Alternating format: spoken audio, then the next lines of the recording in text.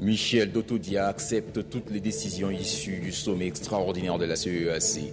Le retour des Bangui, plénipotentiaires et partenaires internationaux ont porté la nouvelle au président Idriss Déby Itno.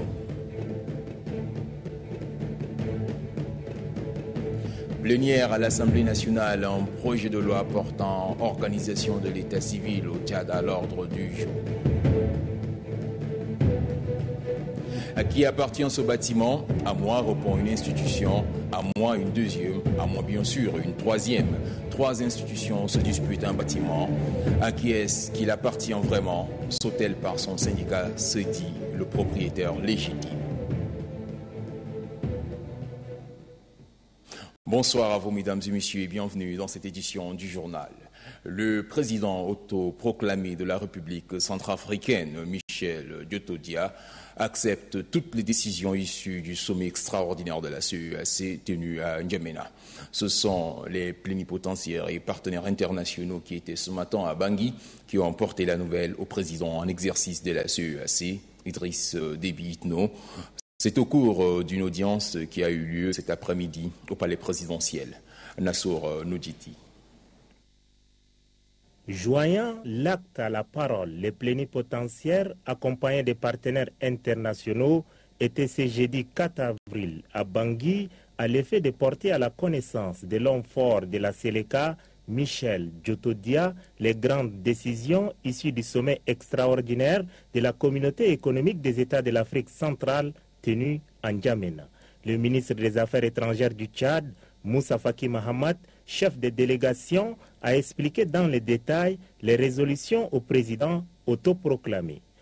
Une fois la nouvelle portée à la connaissance de son illustre destinataire, la délégation est rentrée à N'Djamena où elle a rendu compte aussitôt de sa mission au président en exercice de la CAC, Idriss Déby Itno. Quelle a été la réaction de l'homme fort de Bangui-la-Coquette? Une réaction totalement positive, sans condition. Donc il accepte tout ce que le sommet a proposé hier dans sa grande sagesse. Je dois d'ailleurs dire qu'il faut féliciter le président Déby d'avoir créé l'atmosphère, d'avoir eu le débat qu'il y a eu hier ici à N'Djamena. Et je crois que la proposition respecte dans le fond l'esprit constitutionnel, est fondée sur Libreville, ouvre en réalité un vrai potentiel pour retourner vers la démocratie. C'est que le président Déby a réussi une gageure, c'est celle de faire en sorte que absolument toute la communauté internationale parle d'une seule voix, disent la même chose et une position commune. Panafricaniste et ardent défenseur de la paix, le chef de l'État, Idriss Déby Itno, vient une fois de plus de convaincre la communauté internationale par ses qualités d'homme de dialogue et de paix. François Bozizé accuse le Tchad dans les médias internationaux d'être à l'origine de sa chute. Bozizé doit s'en prendre à lui-même. C'est la réponse du chef de la diplomatie tchadienne, Moussa Faki Mahamat. Il est au micro de Nassour Nodjiti. C'est l'expression de l'amertume d'un homme déchu. Le Tchad, parmi les États de la CEMAC, dans un premier temps, et de la CAC, depuis bientôt 2 décennies, est au chevet de la République centrafricaine. Notre région n'a lésiné sur aucun moyen financier, matériel, voire militaire, pour pouvoir venir en aide à la République centrafricaine. Le président Bozizé, qui est arrivé au pouvoir il y a 10 ans, a bénéficié du soutien agissant du Tchad. N'eût été l'intervention des forces de la FOMAC, notamment le contingent tchadien, en décembre, la Séléka s'est rentrée à Bangui, c'est de notoriété publique. Le président de la République du Tchad, en sa qualité de président de la CAC, a convoqué plusieurs sommets. Un sommet en décembre à N'Djamena, le sommet de janvier à Libreville qui a permis d'obtenir, alors de haute lutte, les accords de Libreville qui ont vraiment sauvé le président Bozizé, qui pouvait finir tranquillement son mandat et conformément à la Constitution, c'était les derniers.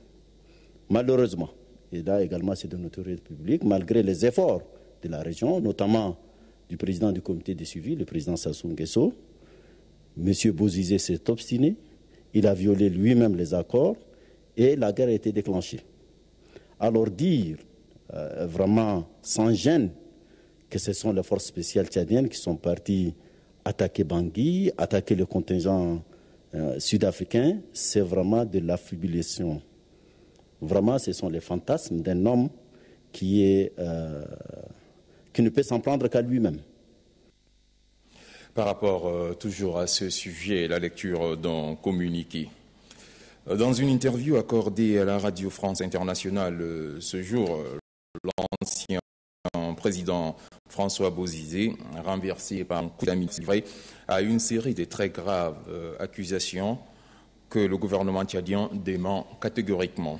Les incohérences relevées dans les propos du général François Bozizé dans cette interview permettent de comprendre les causes profondes de la grave crise sécuritaire et politique qui affecte ce pays de l'Afrique centrale. Entre autres incohérences, il y a la volonté du général François Bozizé de se représenter à un troisième mandat alors que les accords de Libreville le lui ont formellement interdit.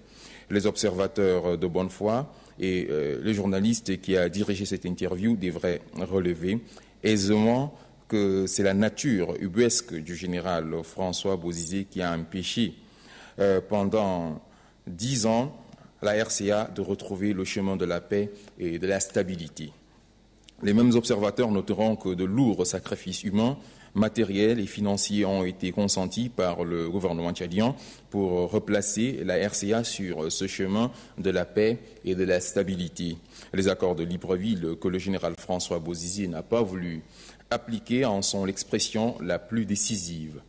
Tout au contraire, il s'est ingénié à torpiller ces accords en refusant le départ des troupes sud-africaines tout en abusant l'opinion sur l'existence d'accords avec le gouvernement de Pretoria dont il est le seul à comprendre la nature, la portée et les nuances. Cherchant à s'incruster au pouvoir en violant les accords de Libreville qui interdisaient aux acteurs de la transition d'être candidats aux futures élections présidentielles, indexant les éléments de l'armée nationale tchadienne alors que ces forces faisaient partie de la force internationale et ne pouvaient pas à elles seules s'interposer dans des affrontements inter-africains. Le Tchad, qui assure actuellement la présidence de la CEAC, veillera à ce que la paix et la stabilité reviennent rapidement en RCA. C'est pourquoi la CEAC, réunie à l'initiative du Tchad le 3 avril 2013 à N'Djamena, a pris d'importantes initiatives pour faire appliquer les accords de Libreville. Le Tchad en appelle aux parties centrafricaines intéressées à reprendre courage et à agir pour que triomphe l'intérêt du peuple centrafricain. N'Djamena, le 4 avril 2013, pour le ministre de la Communication, porte-parole du gouvernement, et le ministre secrétaire général du gouvernement, chargé des relations avec les grandes institutions de la République, Samir Adam An-Nour. Le sommet extraordinaire de la CEAC consacré à la situation que traverse la République centrafricaine a abouti sur plusieurs décisions. Le coup d'État en RCA a été condamné par la CEAC et la CEAC opte pour l'application donc des accords de Libreville. Grand Gatiam Irima. N'Djamena, capitale du Tchad, accueille ce mercredi 3 avril 2013 le sommet de crise de la Communauté économique des États de l'Afrique centrale, CEAC, où il sera question de décider de la légitimité du putschiste centrafricain, la coalition rebelle Seleka, dirigée par Michel Djodita, autoproclamé président de la République centrafricaine, du pays d'accueil de l'ex-président centrafricain François Bozizé, réfugié au Cameroun depuis sa chute du pouvoir, de la gestion de la crise centrafricaine et des soldats sud-africains. Au Palais Rose, c'est un défilé de hautes personnalités des pays membres de la CEAC. Le président Ali Bongo de la République gabonaise, le président équato-guinéen Théodoro Obiang-Nguema, le président béninois Thomas Boni-Yahi, le premier ministre centrafricain Nicolas Tiangaï et Denis Sassou Nguesso de la République congolaise. Un invité de marque à ce sommet, le président sud-africain Jacob Zuma, qui a répondu favorablement à l'invitation de son homologue tchadien Idriss Déby Itno en marge du 5e sommet du groupe des pays émergents BRICS. Les chefs d'État de la CEAC des pays amis se sont retrouvés en conclave. Près de 9 heures d'horloge pour débattre des enjeux politiques de la République centrafricaine. Prenant en compte le point de vue de l'opposition centrafricaine, de la société civile et de la position de l'Union africaine, les chefs d'État de la CEEAC sont parvenus à des réponses qui respectent l'esprit et la lettre de la réunion de Libreville tenue le 11 janvier dernier qui définit une sortie de crise. C'est aux alentours de 18 heures que le communiqué final est présenté à l'Assemblée. La communauté économique des États de l'Afrique centrale condamne le coup de force de la rébellion Séléka et propose la mise en place d'un collège chargé de jouer le rôle de l'exécutif et désigne un président. Les ministres des Affaires étrangères des pays membres de la CEEAC, de l'Union africaine, l'Union européenne, l'OIF et les pays tels que la France et les États-Unis peuvent les accompagner afin de porter le message aux Centrafricains. Quant au sort du président François Bozizé, qui se trouve au Cameroun, s'il exprime le besoin, le Bénin pourrait l'accueillir. L'Afrique du Sud, à travers le président Jacob Zuma, décide de retirer les soldats sud-africains se trouvant en République centrafricaine. Depuis ce matin et jusqu'au 6 avril se déroule à N'Djamena la 20e réunion du Conseil régional de programmation et de suivi. C'est une réunion préparatoire de la 48e session ordinaire du Conseil des ministres et de la 16e conférence des chefs d'État et de gouvernement du SILS. Les experts réunis dans un hôtel de la capitale vont analyser les rapports d'activité de l'année 2012. Grangatia Mirima. Les experts du comité régional de programmation et de suivi du SILS analysent au jour les documents soumis à leur approbation. Il s'agit durant ces 2 jours des travaux des experts de jeter un regard sur le bilan des activités du SILS de l'année 2012. Au cours de ces séances, un plan d'action pour l'année 2013 serait établi. Mais d'ores et déjà, le secrétaire exécutif du SILS apprécie le bilan précédent. Sur le plan de la gouvernance interne, le SILS poursuit ses efforts pour moderniser ses instruments de gestion afin d'améliorer sa situation financière et apurer ses dettes. Des avancées notables sont également enregistrées dans la gestion et le renforcement du personnel avec le recrutement en 2011-2012 de plus d'une vingtaine de cadres sahéliens pour accompagner notre ambition d'étendre nos activités à toute l'Afrique de l'Ouest et plus tard à l'Afrique centrale et à l'Afrique de l'Est. Le ministre de l'Agriculture et de l'Irrigation invite les experts à plus d'abnégation dans les documents. De N'Djamena 2010 à N'Djamena 2013, en passant successivement par Bamako, Niamey, Nouakchott, vous vous êtes acquitté de votre mandat de façon la plus honorable. Connaissant votre attachement à notre institution commune et votre engagement à servir les populations, je suis convaincu que des réflexions et suggestions pertinentes à l'endroit du Conseil des ministres sortiront de vos travaux et discussions. Mes pères et moi attendons beaucoup de vous, car les défis à relever au Sahel et en Afrique de l'Ouest sont nombreux. A noter que c'est pour la première fois que le Bénin, la Côte d'Ivoire et le Togo prennent part à la session du comité permanent inter-État de lutte contre la sécheresse dans le Sahel. Sachez également que le ministre de l'Urbanisme, de l'Habitat, des Affaires foncières et des Domaines, Maître Jean-Bernard Padaré, a reçu en audience ce jeudi 4 avril 2012 l'ambassadeur de la Turquie au Tchad, son Excellence Ahmet Kavas. Les 2 personnalités se sont félicitées de l'excellence des relations diplomatiques existantes entre la Turquie et le Tchad.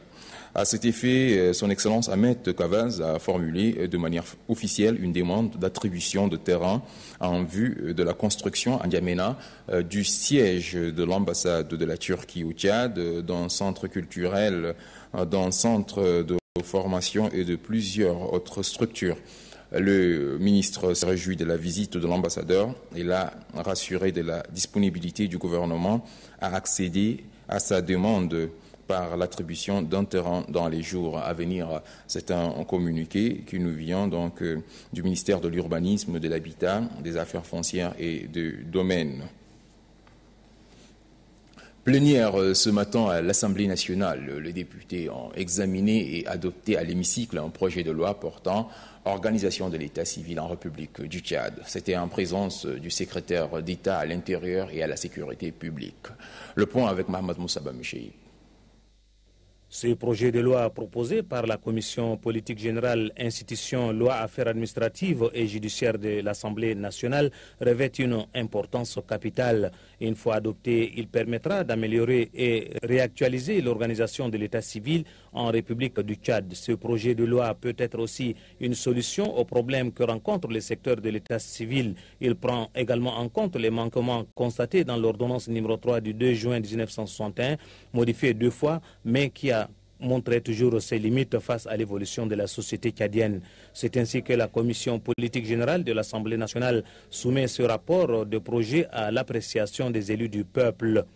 Composé de 6 titres, 12 chapitres et 77 articles, le document a fait l'objet de débats. En sus des explications données par le président de la Commission, les députés ont fait des observations de fond et de forme en vue d'améliorer le document tout en posant des questions au secrétaire à l'intérieur et à la sécurité publique.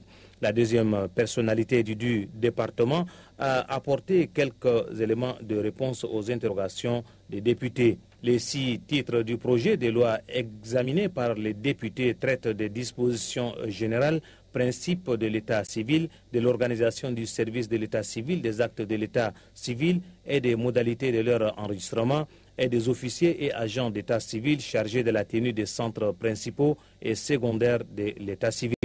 Lesquels titres traitent également des décisions judiciaires, de la constitution et de la rectification en matière de l'état civil, de la rectification des actes de l'état civil et des dispositions transitoires et finales.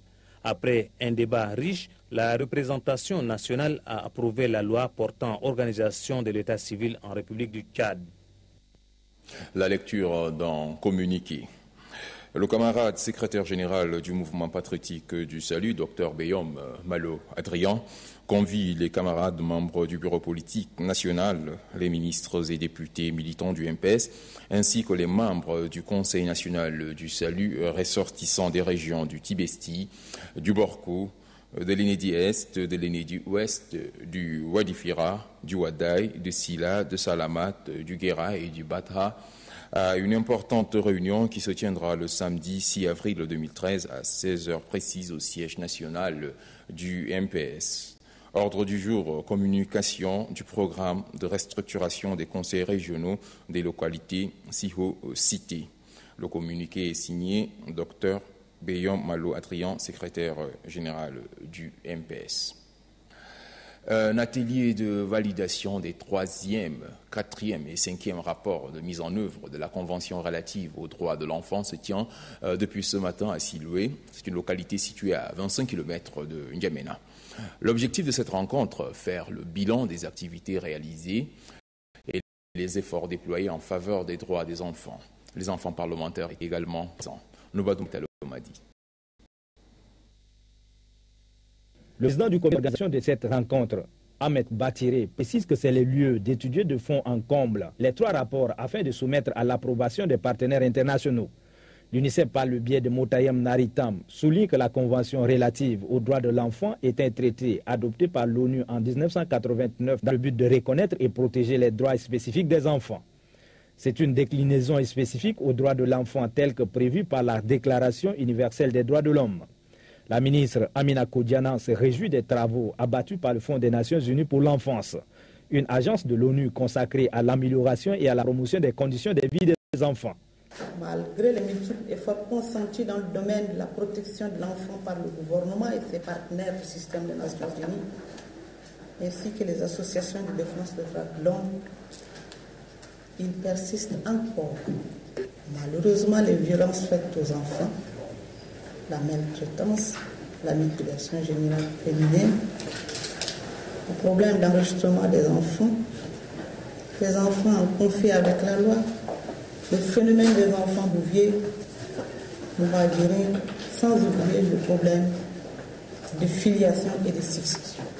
Les droits de l'enfant ont fait l'objet de plusieurs traités internationaux internationaux, dont le plus important, la Convention internationale des droits de l'enfant, qui est en vigueur dans la quasi-totalité des pays membres des Nations Unies.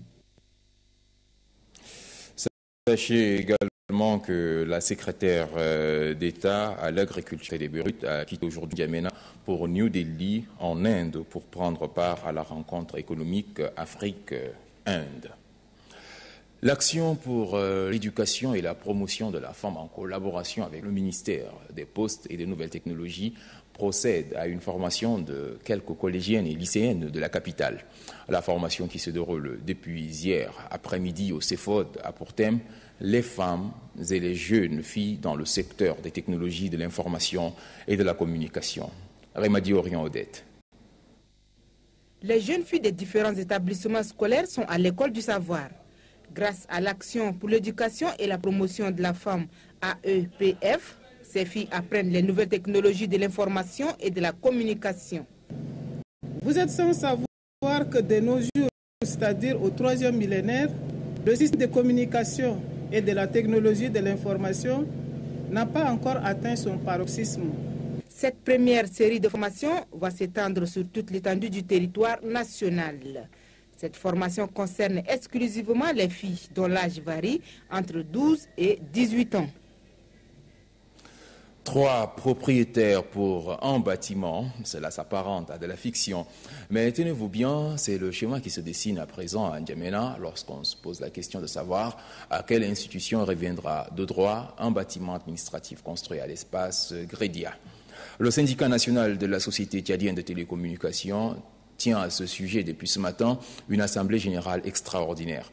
Pour les membres de ce syndicat, le bâtiment est construit au nom de la Sotel et doit donc lui revenir. Doba Robert.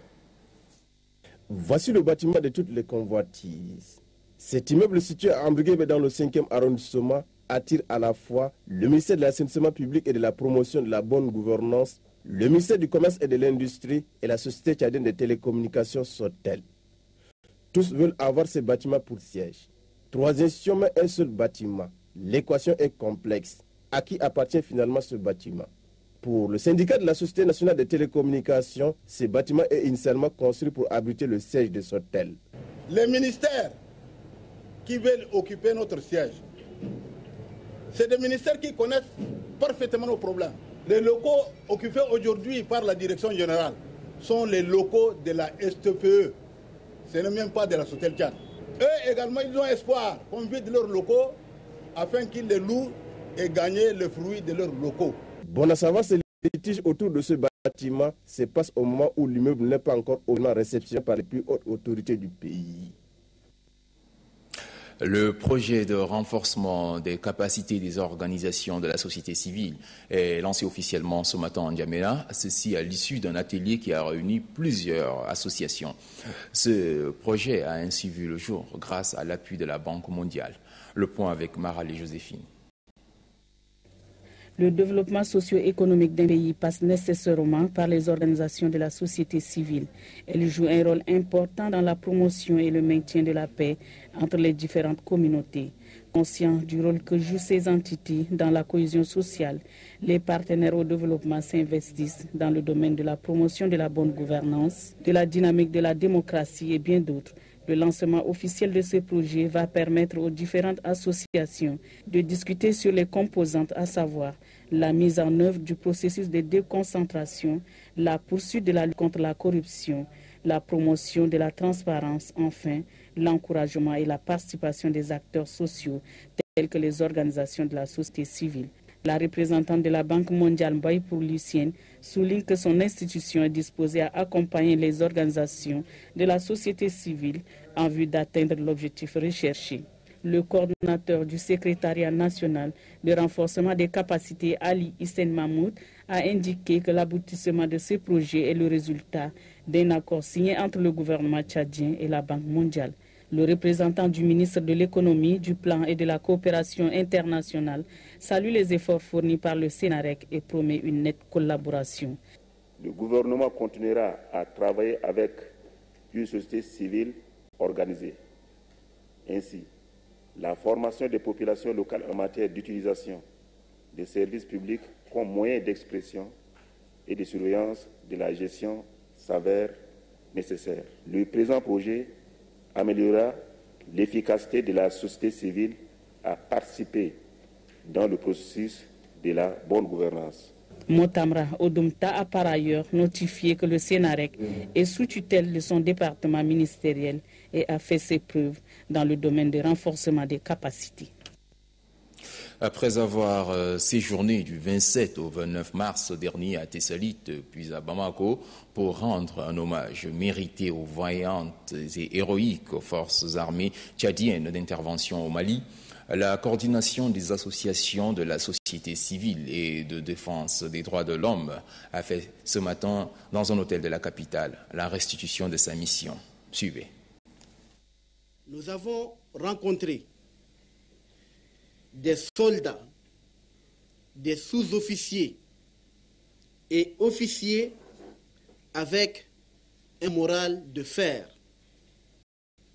prêts à en découdre une fois pour toutes avec les terroristes, les djihadistes et les narcotrafiquants.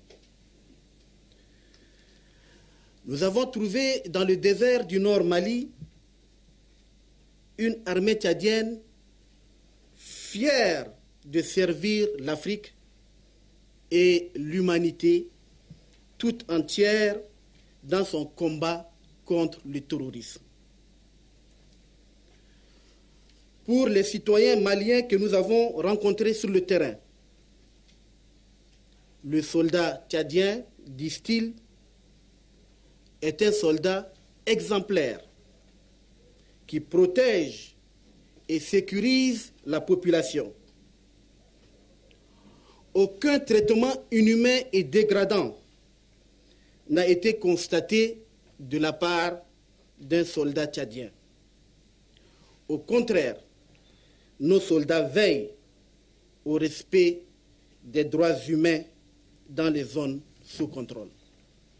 Très ému, le ministre de la Défense a remis en retour à la CACIDO un macaron ici présent de l'armée nationale malienne en signe de reconnaissance pour cette mission de solidarité de la CACIDO au peuple malien et de soutien aux Fatim.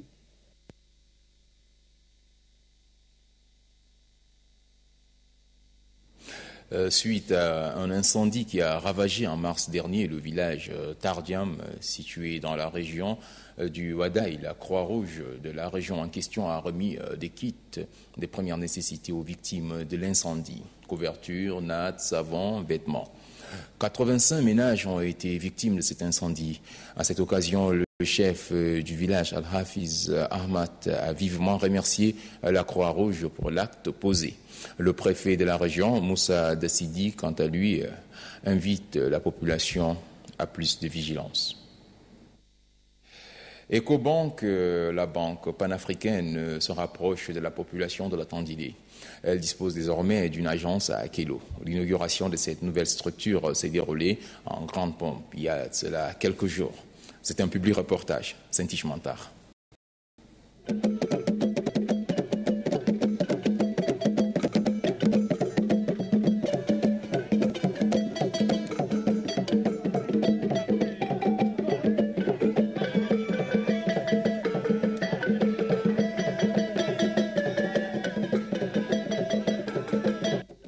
Il y avait comme un air de fête ce samedi 30 mars 2013 à Kélo. L'occasion a été belle et grande. Ecobank, la banque panafricaine, a fait une entrée remarquable dans la ville avec l'inauguration de la première agence. Alors toutes les personnalités, autorités traditionnelles et religieuses n'ont pas voulu se faire compter l'événement. Tous sont venus vivre ce moment historique. Ecobank aura parcouru plus de 300 km pour atteindre cette ville cosmopolite où toutes les cultures du Tchad se brassent dans une harmonie souvent citée en modèle. Le président du conseil d'administration de Ecobank a reconnu les multiples richesses de Kélo et de la grande région de la Tandjili. La ville de Kélo, de par sa position géographique charnière, est une plateforme commerciale Kelo se donnait depuis des années la réputation, la vocation d'être un microcosme humain, mais surtout un carrefour où se donne le rendez-vous des principales forces économiques de la sous-région. Les commerçants centrafricains, les commerçants nigérians, les commerçants nigériens, béninois, camerounais, bref, ont eu à visiter s'ils n'ont pas entendu parler de Kelo. Kelo est un creuset humain qui nous réconcilie tous.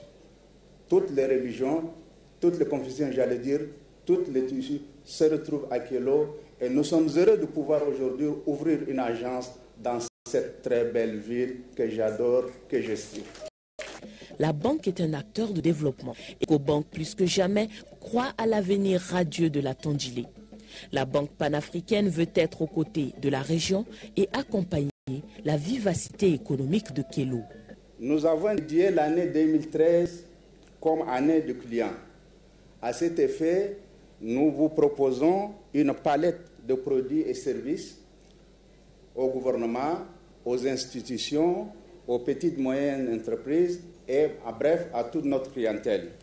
Mais en réalité, pour notre clientèle, il ne s'agit pas d'une seule année. Nous dédions toute notre vie pour servir la clientèle. EcoBank se veut une banque de proximité accessible à tous. Elle opère comme un guichet unique avec des marques, des produits, des politiques et des procédures standardisées dans le but de fournir un service constant et fiable à notre clientèle. Pour Kelo, le staff a été soigneusement sélectionné. Ces agents sont originaires de la région et donc conscients des réalités de la population. L'humilité, l'intégrité, la disponibilité et la collaboration seront leurs maîtres mots. Une agence EcoBank à Kelo, c'est une aubaine. Des opportunités de développement des affaires et surtout moins de tracasseries pour les opérations bancaires. Autant de choses dont se réjouit le gouverneur de la Tandjilé. Pour cette agence de Kelo, EcoBank se situe dans la vision de son Excellence Idriss Déby Itno, président de la République, chef de l'État, qui fait du développement du monde rural la priorité de son quinquennat actuel. Il est loisir de penser que la présence d'EcoBank à Kelo servira de déclic, de déclencheur aux autres banques de la place, de suivre votre exemple pour se développer dans les villes importantes de nos régions et surtout à Laye, chef-lieu de la région de la Tandjilé, avec un avenir très promoteur. C'est donc avec fierté et espoir que le gouverneur et le président du conseil d'administration d'EcoBank Tchad ont coupé le ruban symbolique et visité les locaux de l'agence.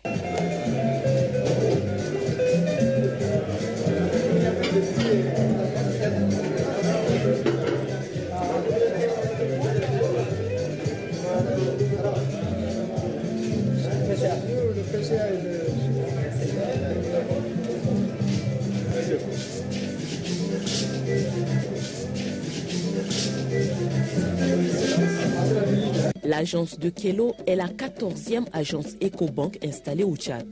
D'autres villes devraient bientôt rejoindre la grande famille EcoBank. En attendant, les responsables de la banque panafricaine et les autorités de la Tandjilé ont fait vibrer leurs fibres vertes.